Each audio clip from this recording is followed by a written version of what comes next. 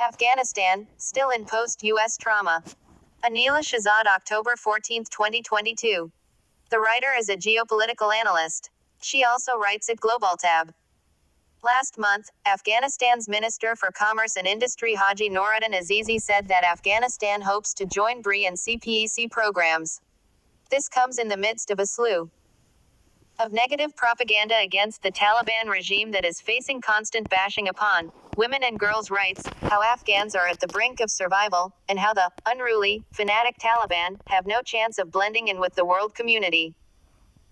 Notwithstanding the bitter truths that the US and NATO have devastated the lives and livelihoods of the people for 20 years, have staked away $10 billion in their banks, refusing to give them back for buying food and constructing their broken schools, hospitals and roads, and sanctioned the Afghan from entering many of Western countries.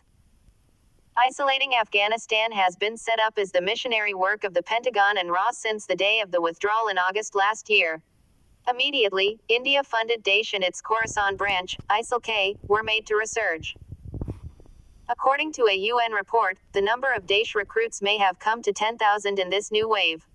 This is like forcing a nation to behave introvertly by prompting proxies against own governments internally. The other way was to cut off its jugular with its adjunct supporter state, Pakistan, by backing a regime change in the country, a means of obliterating its democracy, its sovereignty, and bringing it to the brink of default. Now that CPEC is practically stalled, and 20 years of positive diplomacy with the Afghans and peace talk facilitation is down the drain, we find our PM uttering the same language that the US, India and all their allies have been uttering all these years. He tweeted, "Terrorism continues to threaten not just Afghanistan and Pakistan but also the world. The international community should not let its guard down. Strengthening global cooperation against changing threat matrix of terrorism is need of the hour. This means a recall for the war on terror. 1. Wonders what need we to pursue alliance with far-off allies that have betrayed us so many times in the near past, what need we not to find strength in regionalism and our next-door neighbors? Or do we need exactly this, for incompetent puppets to prevail, while we are busy sawing the branches we reside on? Our self-assumed friends all around the world seem to be attempting to lit fire on the very trunk. For instance, a Germany-based outlet has claimed that the ISI has been tasked with refurbishing the age-old enmity between the Achakzai and Norzai tribes in the southwest zone, and start an ethnic war among Pashtuns and non-Pashtuns across Afghanistan, and between the northern and southern directions. So that, while the PM and his group are calling the West to prepare for another rescue, the Pakistan army is abetting resurgence of terror in Afghan soil, unparalleled chaos. While all this happens in Pakistan, it seems that the ragged-tagged Afghans, whom the West alleges to be extremist and uncultured, haven't lost all their grounds.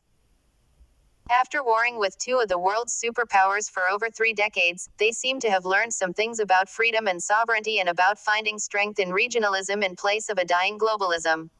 So, Afghanistan is finding friends in the neighborhood. In April, the Afghans approved the Chinatown Industrial Park project to be located in the country's capital. In July, the Afghan Ministry of Finance made an agreement with Iran to purchase 350,000 tons of oil and gas, and signaled upon a coming oil deal with Russia and Turkmenistan. The Ministry of Mines and Petroleum has also invited buyers for its coal, coming out of 80 coal mines identified across the country. Another milestone is the implementation of China-Kyrgyzstan-Uzbekistan-Afghanistan multimodal route project. At end of September, 12 containers with cargo from China arrived in the Kyrgyz Republic and subsequently sent by rail to Afghanistan. And at the start of this month, Commerce and Industry Minister Haji Noruddin Azizi announced that the Taliban have signed a deal with Russia for around 1 million tons of gasoline, 1 million tons of diesel, 500,000 tons of liquefied petroleum gas (LPG), and 2 million tons of wheat annually.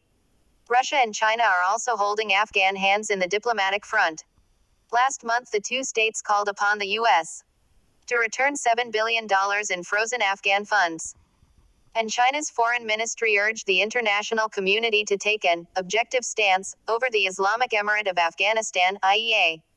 But is it really just a matter of clash between big powers that will keep determining the fate of the less powerful, the fate of humanity, the fate of the oppressed, the downtrodden? the ones that have been slaughtered just to secure the interests of the occupiers. And the interests of the occupiers are that the downtrodden should open the resources of their countries to the service of the imperials.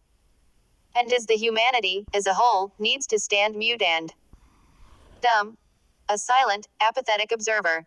Or, does humanity have the right to stand behind its own kind, shield it from oppression, and by the oppressors?